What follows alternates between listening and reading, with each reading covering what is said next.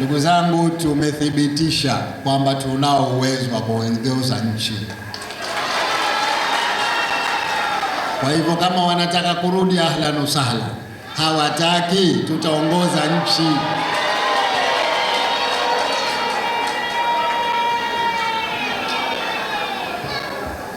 Katiba yetu inataka tuunde serikali ya umoja wa kitaifa. Tuliwataka wenzetu walete majina ya nafasi ya makamu wa kwanza wa rais pamoja na mawaziri wanne. Hawakuwa tayari, wakidai kwamba kuna mambo hayakufanyika sawasawa wanavyopenda wao. Aljununu fununu wal aqlu fanun wahid. Wazimu na matawi mengi.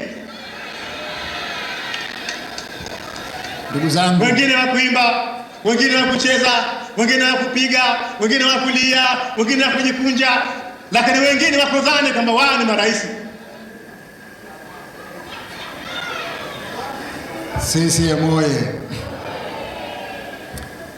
Ili kuendeleza amani katika nchi yetu, ili kuendeleza umoja wa wananchi wetu, ili hali hii tuliyokuwa nayo sasa hivi tusirudi katika mambo ya chuki, tumesema tufanye mazungumzo, tupate muafaka, warudi katika serikali ya umoja wa kitaifa, tuendeleze nchi yetu, kudumisha amani.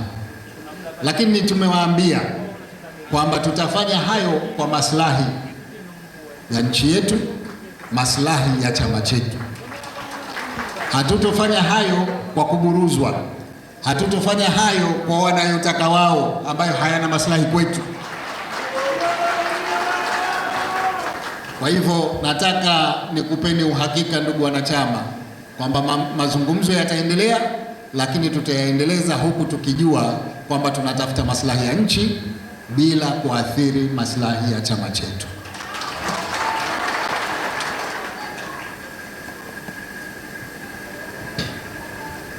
Hiyo ndio hali ya serikali ya umoja wa kitaifa ilipo. Watakapokuwa tayari watakuja, kama hawako tayari tutaendesha nchi.